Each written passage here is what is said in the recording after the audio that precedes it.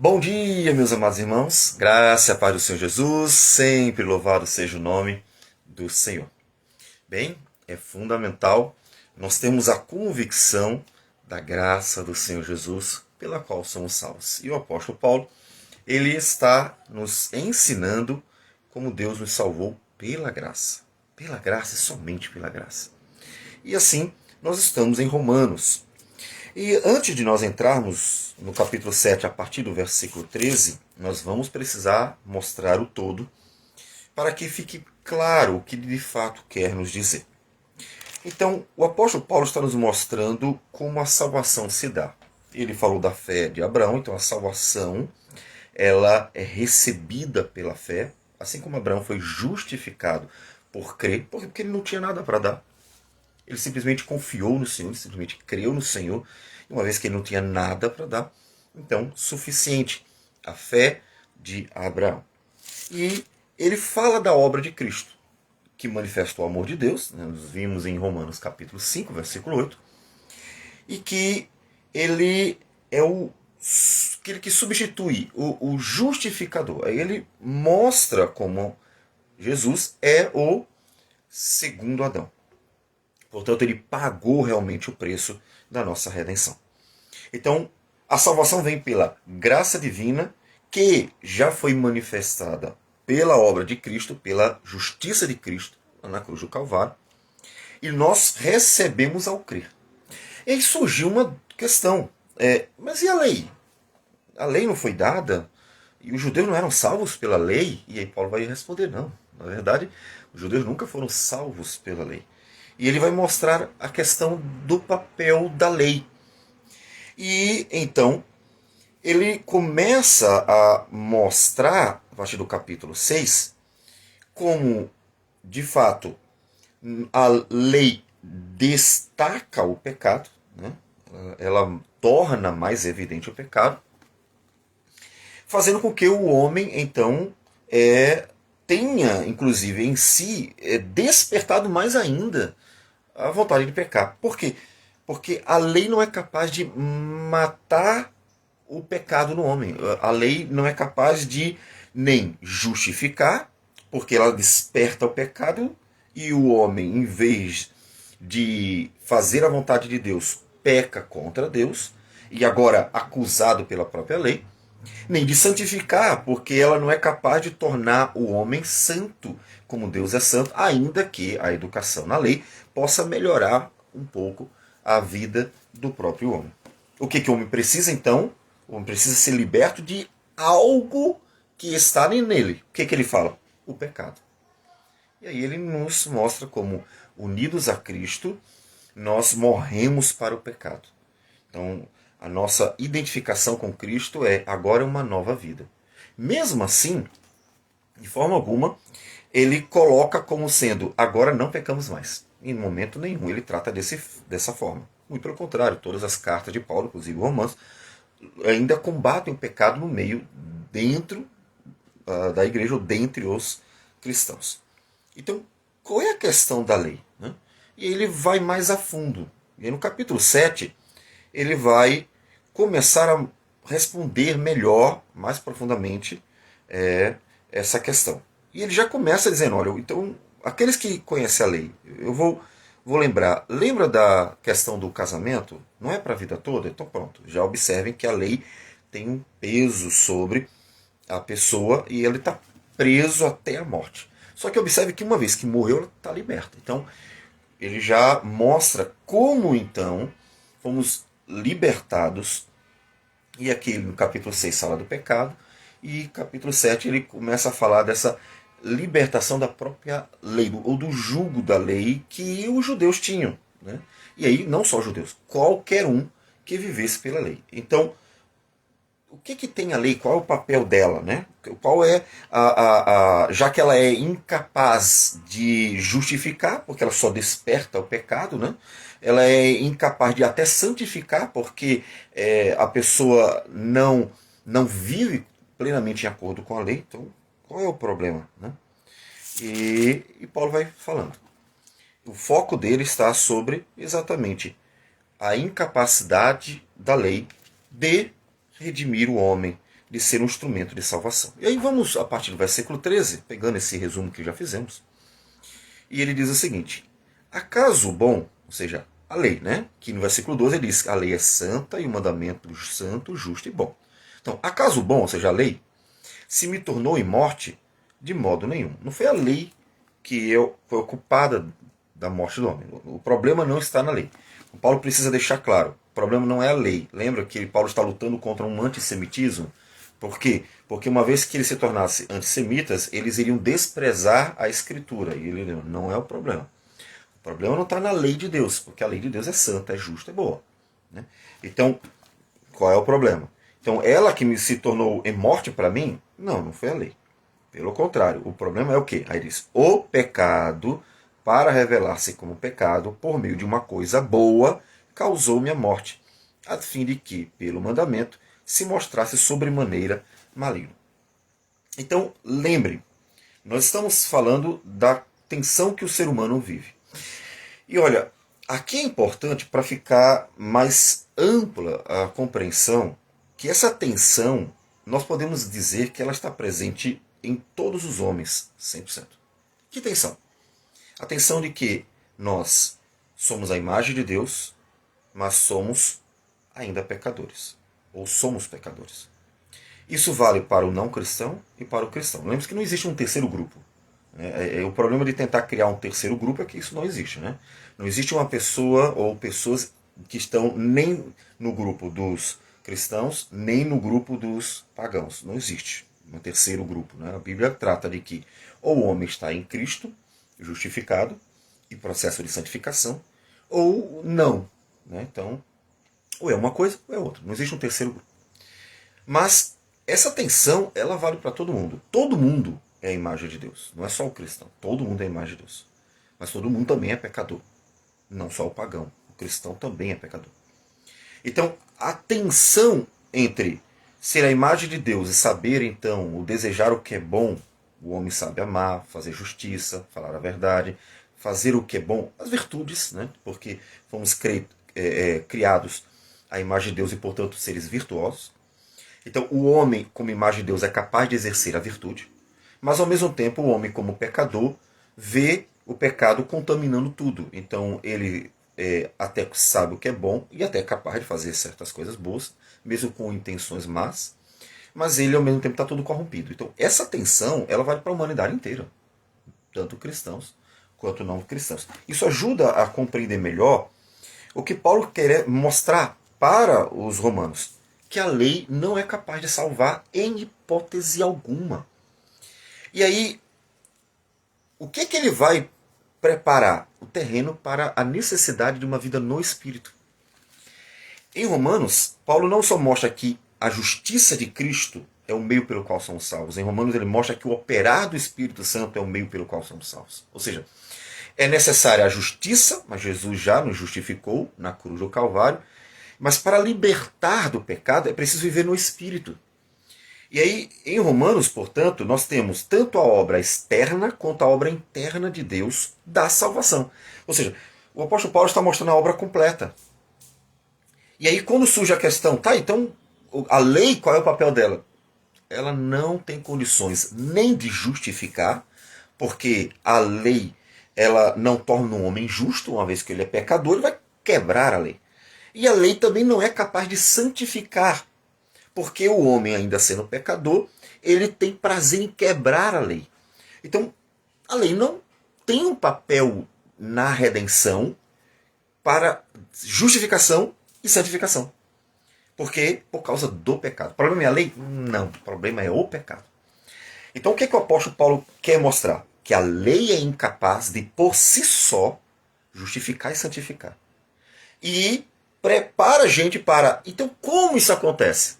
Ele já falou de Cristo como aquele que pela graça nos justifica. E agora, no capítulo 7, ele começa a preparar para o operar do Espírito. É o Espírito que capacita a praticar a lei. Coisa antiga, inclusive, porque como nós já várias vezes dissemos, em Ezequiel já é dito isso, que pelo Espírito Santo eles praticariam a lei do Senhor, eles teriam prazer na lei do Senhor. E vale então nós repetirmos essa leitura, quando ele diz, porei dentro de vós o meu espírito e farei que andeis nos meus estatutos, guardeis os meus juízos e os observeis. Ou seja, então como viver de forma santa e agradável ao Senhor? Pelo Espírito Santo. Não é pela lei? Não, porque ela por si só, ela é incapaz. Porque o pecado é que é o problema. Não está na lei, mas o pecado dentro do homem está sempre se revelando maligno, por meio, inclusive, do conhecimento da própria lei. Porque bem sabemos que a lei é espiritual. Eu, todavia, sou carnal, vendido à escravidão do pecado. E aqui é importante entender a ideia do carnal para Paulo como o viver pelo pecado. Observe. Cristãos pecam. Quando ele peca, ele está sendo carnal. E o mundo peca. E aí, mais comumente, porque ele nem luta contra o pecado, ainda que, sim, pessoas também façam coisas boas. Ninguém vai negar que um homem é capaz de fazer coisas boas. Por quê? Porque ele é a imagem de Deus. Portanto, a questão é como, então, viver à vontade do Senhor. Já que a lei é espiritual, eu preciso de algo espiritual. Percebe? A lei é espiritual, mas o homem, ele tende ao pecado. Então, sempre que ele viver segundo o Espírito, ele vai fazer a vontade de Deus.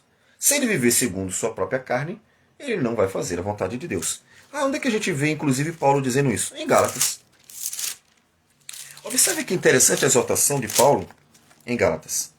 Digo, porém, andai no Espírito e jamais satisfareis a concupiscência da carne, porque a carne milita contra o Espírito e o Espírito contra a carne, porque são opostos entre si, para que não façais o que porventura seja do vosso querer. Mas se sois guiados pelo Espírito, não estáis sob a lei. Ele está falando isso para pagãos? Não, está falando para cristãos. Ele está dizendo que, olha, se vocês viverem pelo Espírito do Senhor, portanto ele não está falando da regeneração, mas da santificação.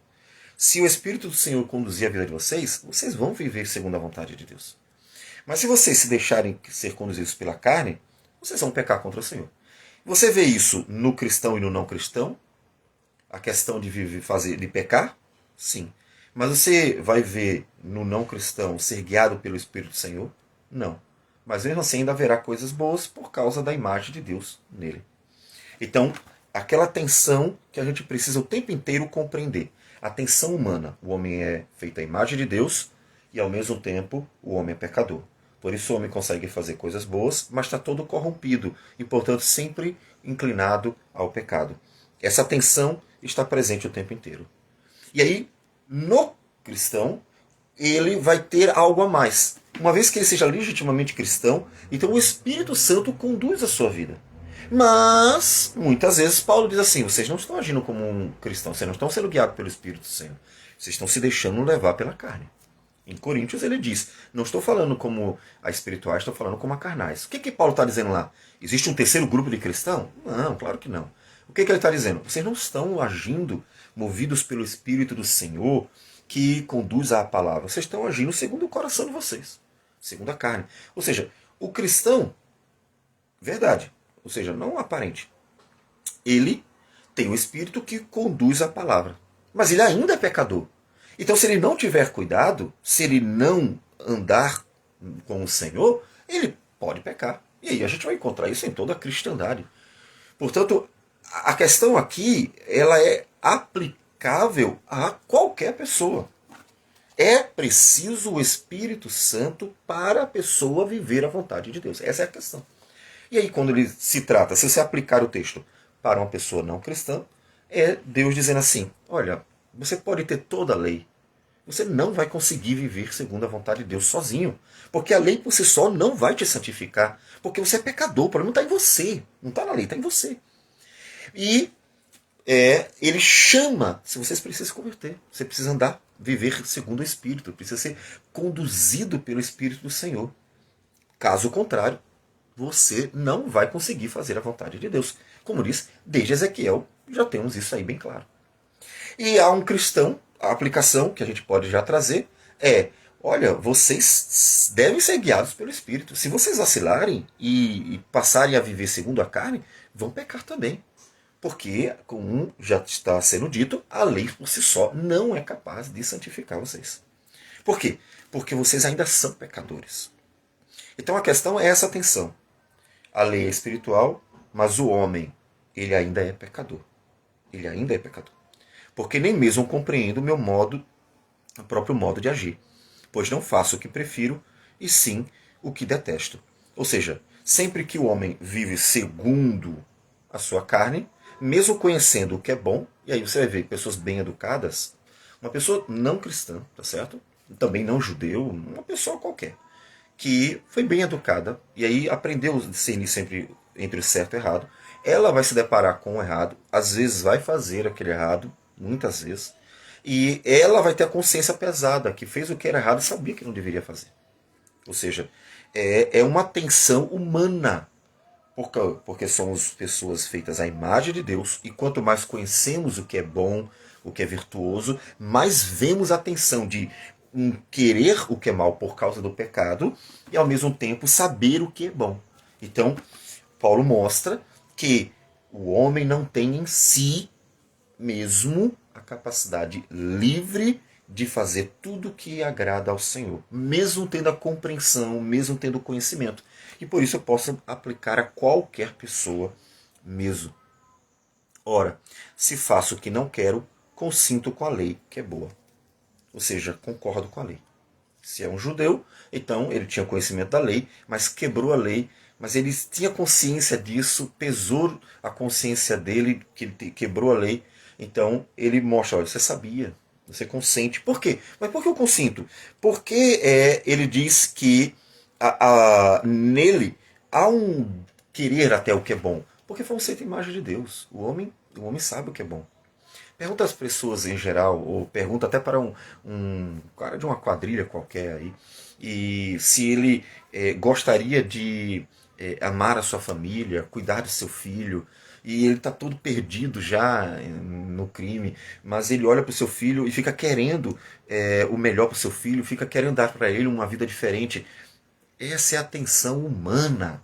Isso não é uma questão apenas judaica, não é uma questão apenas de pagãos, não é uma questão de cristãos. Inclusive, nem há três grupos, há dois grupos. Não é uma questão apenas de pessoas sem Cristo ou de pessoas com Cristo. É uma questão humana.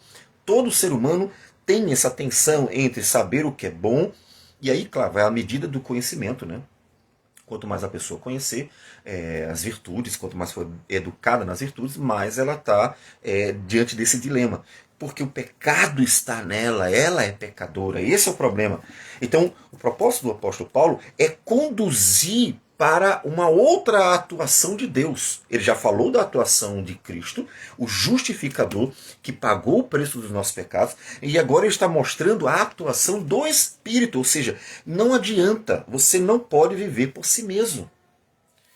Porque, inclusive, como nós já falamos, até nas cartas de Paulo às igrejas, ele mostra que cristãos estavam agindo de forma carnal. O que ele está dizendo?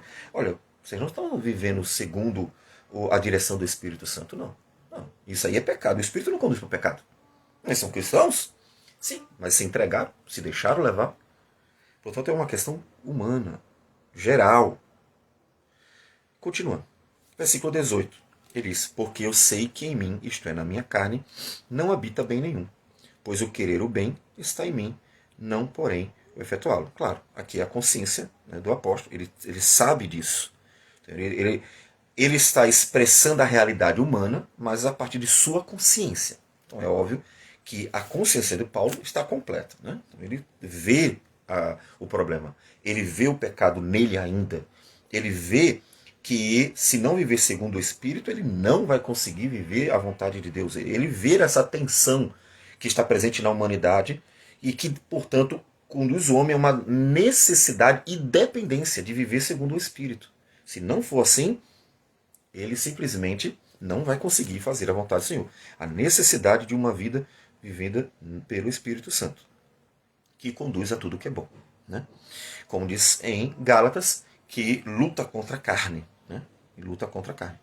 Porque não faço o bem que prefiro, mas o mal que não quero, esse faço. Mas se eu faço o que não quero, já não sou eu quem o faz, e sim o pecado que habita em mim. O pecado que habita em mim é uma realidade só dos judeus? Só, ou vamos botar só dos pagãos? Ou é também dos cristãos? O cristão ainda é pecador ou não? Ele deixou de ser pecador.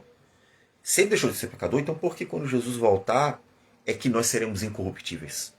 Se ele não é mais pecador, então por que todas as igrejas são exortadas? Né?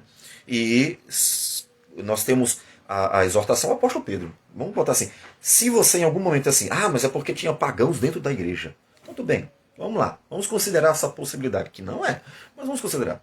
Quando o apóstolo Paulo exorta o apóstolo Pedro, ele era um pagão?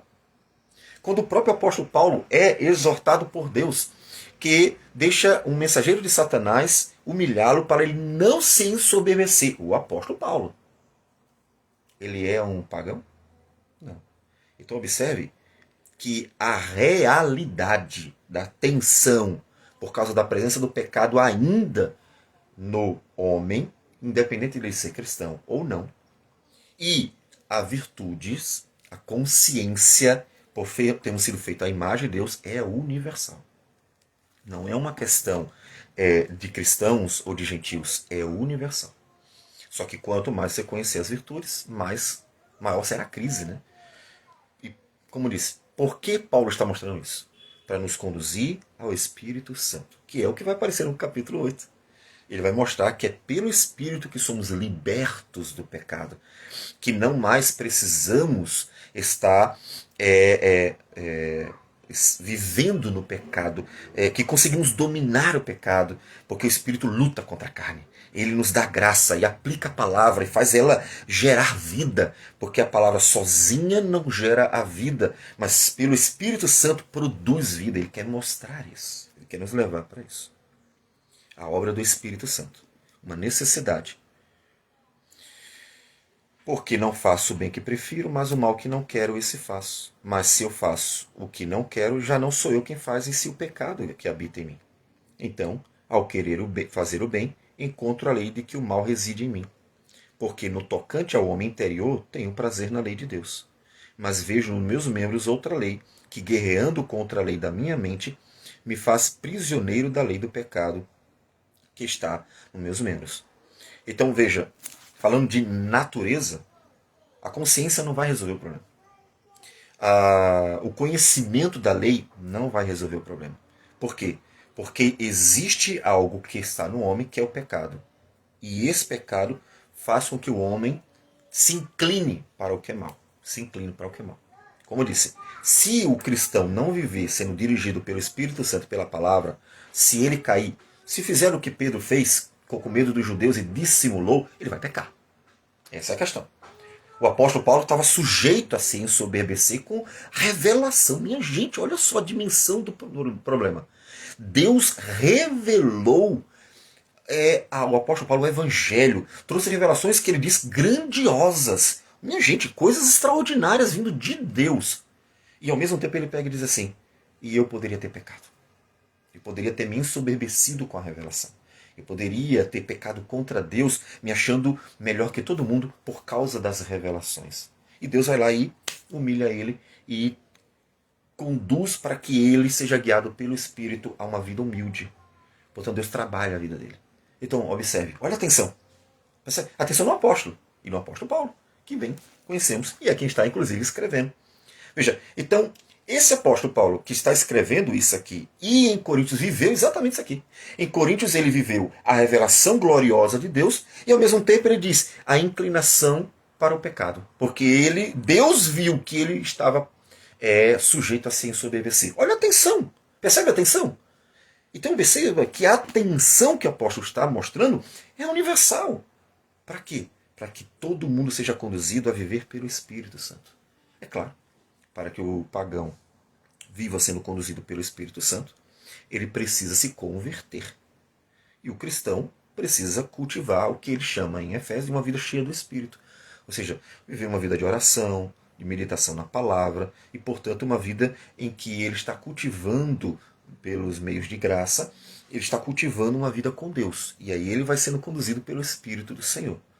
Caso contrário, também está sujeito ao pecado, como Pedro, como Paulo. E outros mais. que estavam sujeitos ao pecado.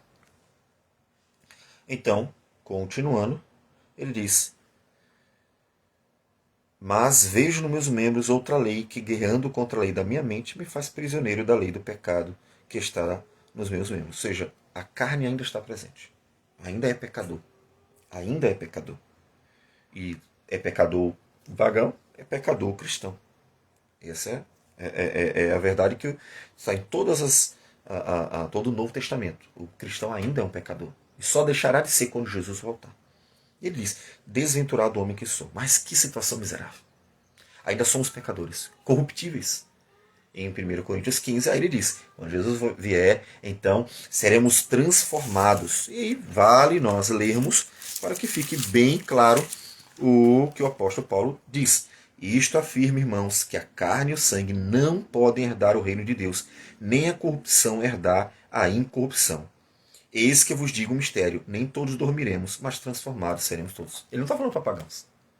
Ele não está falando que a carne e o sangue não podem herdar o reino de Deus, dizendo para pagãos: vocês têm que se converter, porque a carne e o sangue não podem herdar o reino de Deus. Ele não está falando isso. Ele está falando para cristãos que na vida eterna será preciso ser incorruptível. No reino eterno de Deus não entrarão pecadores. É claro que o primeiro passo é a conversão. Então isso pressupõe a conversão, mas ele está escrevendo para cristãos. E ele diz: eis que vos digo o mistério, nem todos dormiremos, mas transformados seremos todos. No momento, num abrir e fechar de olhos, ao ressoar da última trombeta, a trombeta soará, os mortos ressuscitarão incorruptíveis, e nós seremos transformados. Porque é necessário que este corpo corruptível, veja, ainda somos pecadores, e está assumindo isso, se revista da incorruptibilidade, e que o corpo mortal se revista da imortalidade. Então observe que em Coríntios ele está dizendo: nós somos pecadores, e se não formos transformados, não entraremos no reino de Deus. É claro que a conversão é o primeiro passo, né? Portanto, ele está assumindo a miséria do estado em que o homem, de forma geral, se encontra. Desventurado homem que sou. Que situação. Pagão entregue completamente ao pecado, porque nem justiça de Cristo tem. E nós vendo na nossa carne ainda o pecado. Que triste. Ainda precisamos ser transformados. Então, ele lamenta a situação da miséria do homem. Quem me livrará do corpo desta morte? Observe, quem me livrará dessa situação que nós vivemos como pecadores mortais, que tem sempre essa tensão do pecado incomodando. Sempre. Quem nos livrará? Portanto, lembra o que? 1 Coríntios 15, seremos transformados. E aí, então, ele nos conduz ao Espírito do Senhor por meio de Cristo. O último versículo é a ponte para ele começar a falar da obra do Espírito Santo, que é quem nos capacita a viver segundo a vontade de Deus, segundo inclusive até a lei de Deus. Ou seja, a vencer o pecado. Se você bota só a lei diante do homem, o homem simplesmente vai quebrá-la. Porque ele em si não tem a capacidade. Em si ele pode até querer, mas ele está sempre pecando. Como diz, não é que ele não consiga fazer coisa alguma. Não. Mas se pegar a lei, inclusive, e for para o mais profundo, vai verá que o homem nunca consegue mesmo. Por quê? Porque na profundidade da lei, os pecados estão aqui, começam aqui, né? Aqui, como o Senhor Jesus vai ensinando, inclusive, em Mateus capítulo 5 em diante. Então, a solução ele precisa de um operar de Deus aqui. Então não é só a justiça de Deus que é externa ao homem, que é a obra redentora. É o operar de Deus aqui. Então ele fala da obra externa e da obra interna de Deus no homem para salvá-lo. Porque ele precisa das duas. Caso contrário, ele não vai fazer a vontade do Senhor. E versículo 25 diz: graças a Deus por Jesus Cristo nosso Senhor, de maneira que eu de mim mesmo com a mente sou escravo da lei de Deus, mas segundo a carne da lei do pecado. Ou seja, graças a Deus que me libertou do pecado. Graças a Deus que pela sua obra, porque eu ainda vejo em mim o pecado. Eu ainda vejo. E ele via. Como diz, Deus mesmo humilhou para ele não se ensoberbecer. Ele viu o apóstolo Pedro pecando contra o Senhor ao dissimular. Então ele vê, mas graças ao Senhor que por Cristo Jesus eu estou liberto da condenação do pecado e também até da própria atuação constante do pecado. E aí que o capítulo 8 vai entrar. Eu não vou entrar agora nele, obviamente. Então o capítulo 7 é o quê? O capítulo 7 é mostrar como a lei é incapaz de tanto justificar quanto santificar. Portanto, a salvação é somente pela graça, mas ficou uma questão ainda. Tá, Jesus nos justificou. Tá, e a vida? E a prática? Então, o capítulo 7 é uma preparação para a obra do Espírito Santo que está no capítulo 8. Então, ele está no meio aí. Ele falou da obra de Cristo no capítulo 5, e no capítulo 6 falou dessa nossa união, né, com Cristo, que pela qual somos libertos do jugo da lei, porque nós não podemos mais condenar, e libertos também do pecado pelo qual seríamos condenados. Então, unidos com Cristo, estamos justos, justificados. Mas aí ele então começa a preparar para a outra obra. Tá aí a vida. O cristão tem que viver para a glória de Deus. Não é só ser justo aos olhos de Deus, mas também tem que ir sendo santificado para Deus. Então, como isso acontece? Aí ele prepara no capítulo 7, mostrando a tensão humana, que mesmo conhecendo o que é bom, tem o pecado sempre levando para o que é mal, e então ele vai mostrar então como fazer a vontade de Deus, pela obra do Espírito em nós, que é quem nos capacita, como diz Gálatas, a viver o fruto do Espírito e não as obras da carne. E Gálatas está escrevendo para os cristãos e mostrando que é pelo Espírito que se vive a vontade do Senhor. Vamos orar. Senhor Deus amado, obrigado por tudo. Por tua graça e misericórdia, por tua bondade, por tudo, Senhor. Que o Senhor nos dirija sempre na tua palavra pelo Espírito Santo. Porque é pelo teu Santo Espírito que podemos fazer a tua vontade. Então nos dê a graça de estarmos sempre vivendo cheios do teu Santo Espírito. Que o Senhor desperte a tua igreja para que ela cultive uma vida cheia do teu Santo Espírito. Para que não só justificada, mas também sendo santificada, possa cada dia mais parecer com Jesus. Receba a nossa oração, nossa gratidão por tudo, e tudo em nome de Jesus. Amém, Senhor.